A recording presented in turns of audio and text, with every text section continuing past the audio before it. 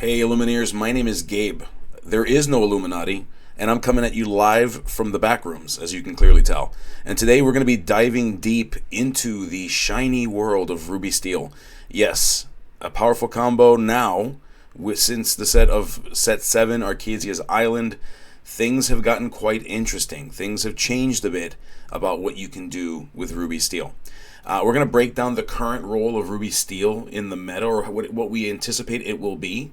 We're going to explore some pretty sneaky combos that you might or might not have seen yet, and we're going to talk a little bit of strategy as well. So we're going to cover what to keep in mind, not only when you're building your own Ruby Steel deck, but even more importantly, if you were to face one, how do you counter it when you're kind of facing one down? So grab your inkwell, shuffle your deck, and let's get ready to explore Ruby Steel. Before we talk about what the identity is moving forward, let's talk a little bit about some of the successes that it has, or really one primary success that it had.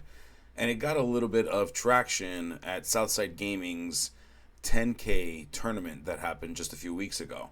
And it was kind of a big deal. For those of you who remember, I was there. I was casting that. And essentially the big combo of the deck was it used Maui Shark, and Maui Shark having One Last Hope casted on it would allow it to, since Maui Half Shark is a hero, would allow it to get +2 resists, and it could also attack ready characters this turn. So the idea would be that once this thing has One Last Hope casted on it, it would attack a character, it would bring back Fan the Flames. Fan the Flames would be played for 1, which would ready the Half Shark, which would allow the Half Shark to continue to attack, to keep bringing back the Fan the Flames until there was basically what was in essence a one-sided board wipe. So you had a Maui Half Shark that had 2 resists, and it can keep attacking for as many ink as it had, because it can just grab that Fan the Flames, play the Fan the Flames, ready it, and keep that cycle alive. So prior to that, Red Steel has mostly been kind of nowhere. It had a difficulty with drawing. Everybody kind of knew what the identity was supposed to be, but ultimately this was the coolest thing that it has done in 6 sets. And so now we see set 7, Archazia's Island, has brought some toys. So let's talk about some of those toys. With Archazia's Island, we have the brand new inclusion of dual ink cards, and in Ruby Steel, the dual ink cards are pretty darn cool. If you look at the other color combinations for which dual inks exist, there are some questionable decisions about what does this mean. And so essentially what Ravensburger is telling us is that if you're playing these two colors together, if you want the biggest amount of advantage, if you want to take advantage of all these new toys, your deck needs to fit into the identity that these dual inks exist. Otherwise, you can still play your decks from previous sets with some minor upgrades, but you're not going to get anywhere near as cool of the toys. Now, in the case of Ruby Steel, it is likely the dual inks that most align with the identity that we all pretty much knew existed for this color combination with the cards that have been out. It uses characters like Steel. Steel has some really cool characters like Calhoun, that when it is able to banish a character, you gain 2 lore. Robin Hood does something to that effect as well. You've also got a lot of characters that gain resist. And so as you see these cards in the dual inks for set 7, a lot of that has kind of come through. So you've got Denahi, who allows you to, who's reckless and has resist. You've got Li Shang, and Li Shang is cool because Li Shang lets you attack ready characters. Mushu, essentially while Mushu's on the table, whenever one of your characters challenges, not only do they get resist 2, but they also gain +2 lore whenever one of those characters banishes another character. So Calhoun, for example, and Robin Hood, instead of only getting 2 lore for banishing the character for their own effect, they now can get 4 lore for doing that. And so you also have Mulan, which kind of continues this attack ready characters theme. Whenever this character challenges another character, your other characters gain, this character can challenge ready characters this turn. So as long as you can sneak in an attack with Mulan, even if it's on just one character that was left tapped, then your other characters can go ahead and start attacking the ready characters. Very, very powerful stuff when you think about it from this top end. The difficulties that come through this is, of course, it is not very hard to learn how to play around this. Against players who know what they're doing, they are going to be very likely to not tap their characters or figure out ways to quest and ready their characters in order to avoid dealing with these characters. What makes these cards interesting is that many of them, if you follow Lorcana, if you follow the game, there's a lot of people who feel that this game has what's known as a play-draw problem. The idea that whoever rolls the dice higher gets to win the match in a best-of-3 series because they went first, because it's so difficult to take the tempo. What this allows you to do is create places in the game multiple times where there is a very weird game state. Cards like Calhoun are known as being good to play on the draw because it stops your opponent from wanting to quest, because they don't want to give you 2 lore. They don't want to turn their character sideways, which is slowing them down, slowing down their tempo. So what Red Steel does with their Duel Links is makes it where practically every character is a board warping character. It forces you to think about who turns sideways. So if you wanted a deck that has the strongest potential of reclaiming or stealing tempo from your opponent while you're on the draw, and in essence help you win that game, this is a very, very strong candidate for it. There are some weaknesses. We'll talk through some of those weaknesses later in the video. But just from a strengths perspective, if you want a deck that is likely to win on the draw, more often than not, this will probably be the one for that. Now, while the strength of Ruby Steel is going to be its ability to warp the board state, there are a couple of things you're going to need to think about. This color combination tends to run a lot of uninkables. There isn't a lot of draw options that are just nice, easy ways to draw. You've got cards like Dock, which means you have to have no cards in hand to use it. You have to use cards like a Whole New World in order to refresh a seven card hand, but that also does it for your opponent. In this color combination, there are some other ways to draw too. You have Beast Tragic Hero. That's one way to draw. However, it doesn't really fit the theming of this deck and forces you to use spaces for that. There's also cards like Dinner Bell from previous sets that for your characters that are damaged, you can banish them and you can draw for them. So drawing is going to be a little bit awkward in this game, in this particular color combination, and that's going to be something you're going to want to think about, because drawing is very critical to winning this game. Having tools and resources to keep the board in a good direction is important.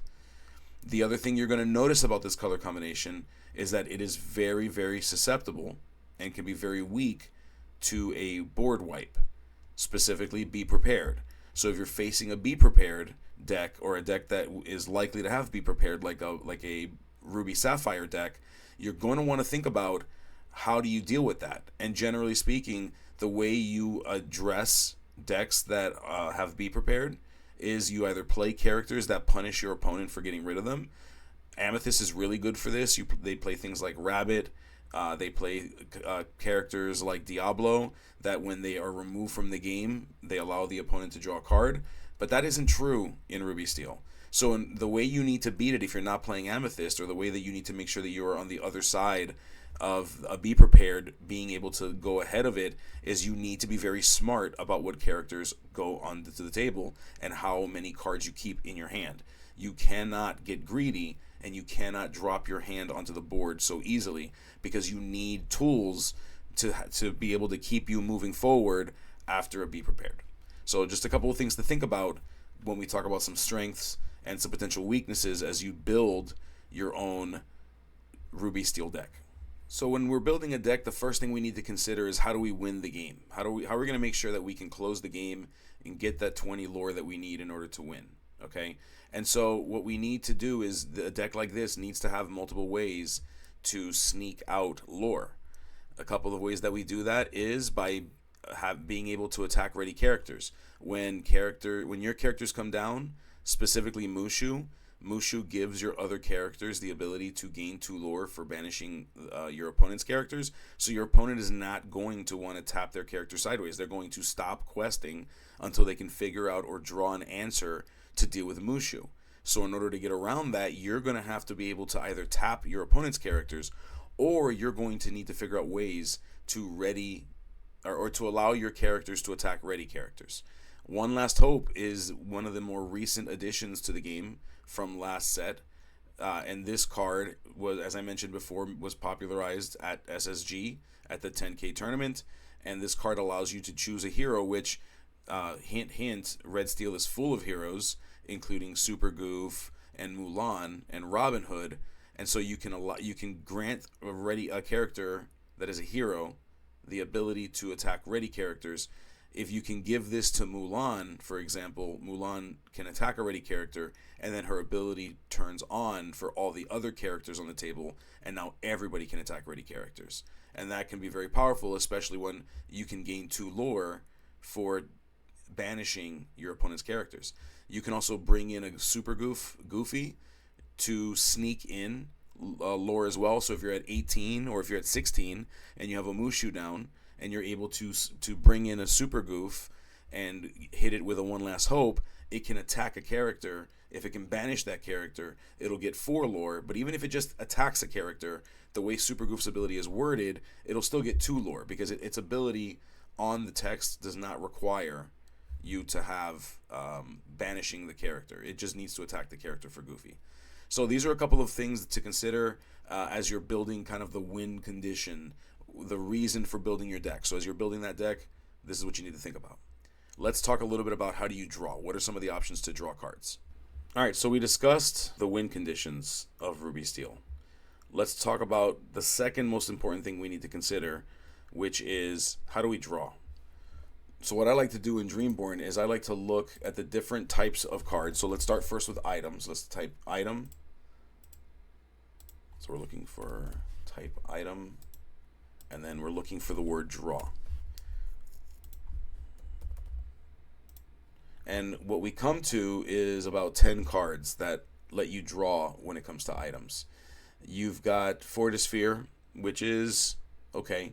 Medallion Weights is probably the one that synchronizes the most with our deck. Whenever a character that we choose gets +2 strength, and whenever they challenge another character this turn, you can draw a card. The point of the deck is to attack characters or to challenge characters. Medallion Weight seems to be like the most natural fit of all the items here. You've also got Sumerian Talisman that during your turn, whenever one of your characters is banished in a challenge, you may draw a card.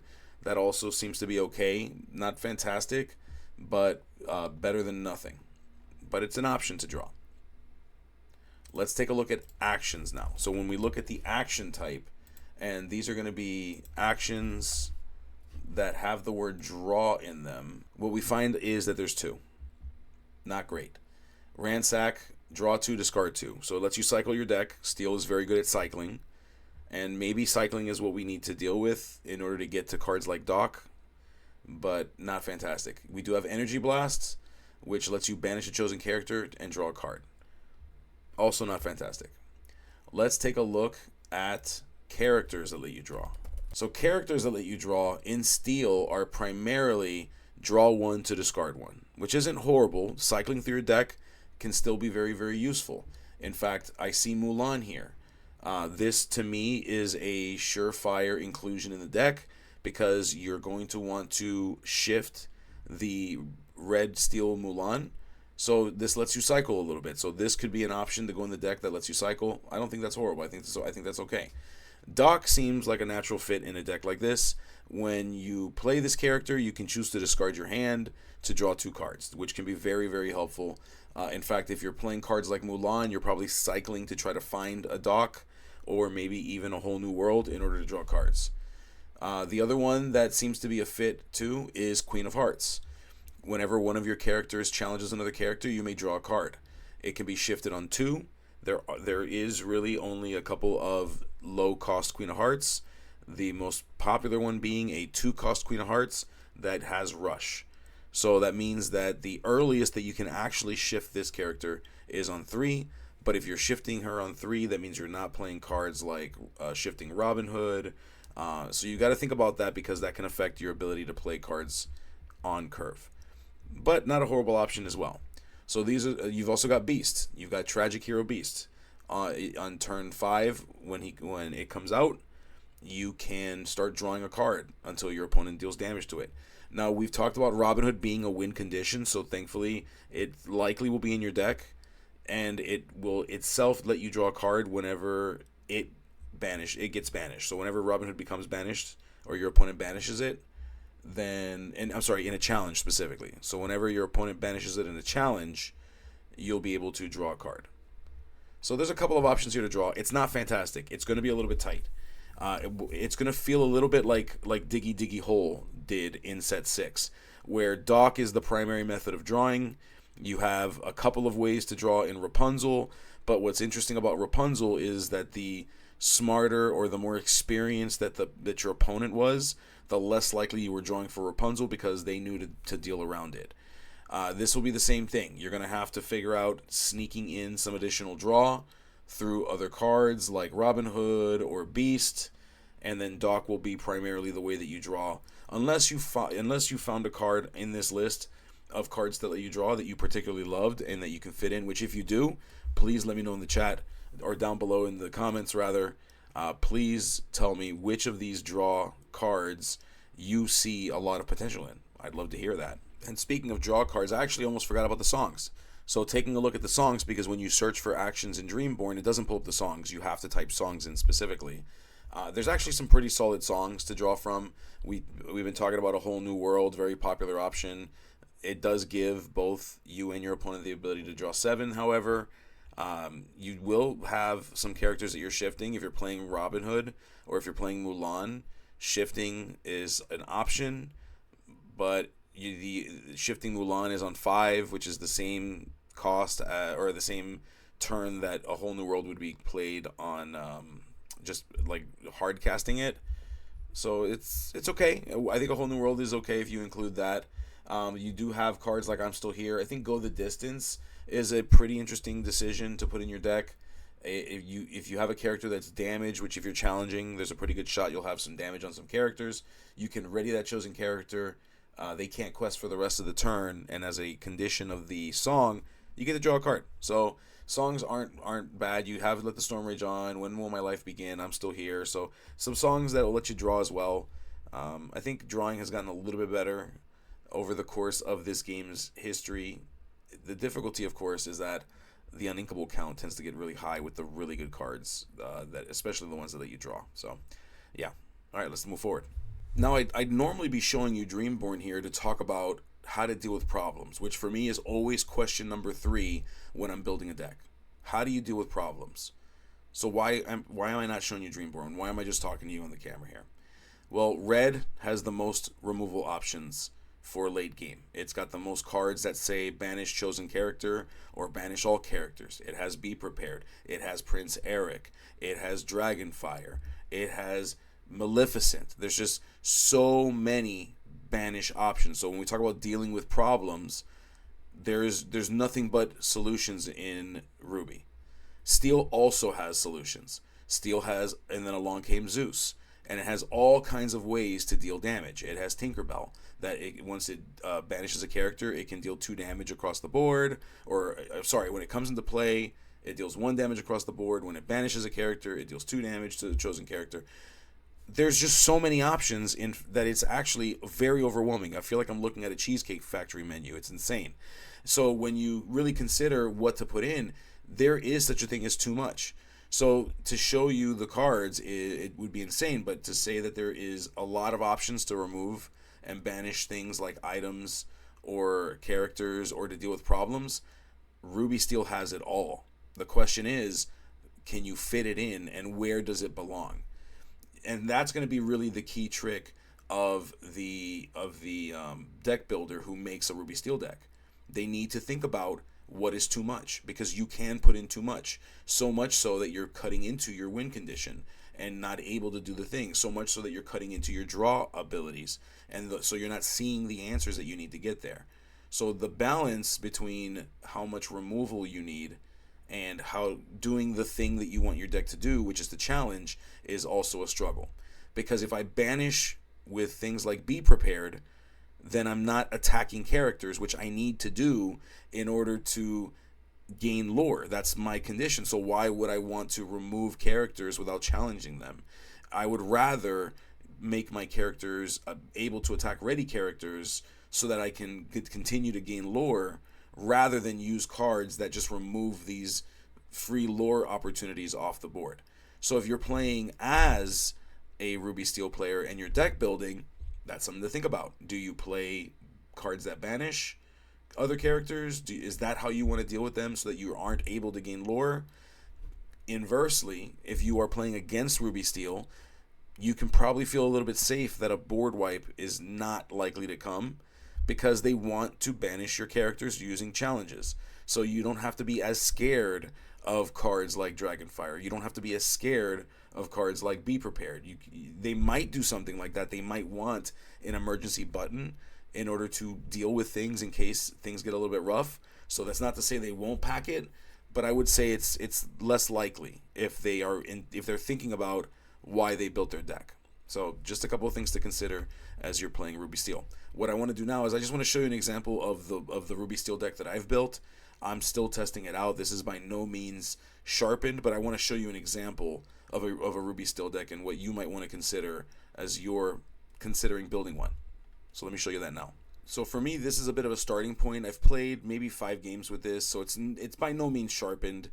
It's just a starting point, and I just wanted to show you where I started and where I'm going to be migrating, kind of what I'm thinking. So I'll tell you that my original iteration of this deck actually had the Imperial Archer Mulan, which is the one that when it comes into play, it gets +2 strength, and then when it beats a character in a challenge, you can choose 2 other characters that get dealt the same number of damage. I opted to take that out in order to be a little bit more streamlined. I needed to make room for things like Pete's. I didn't want to Be Prepared myself.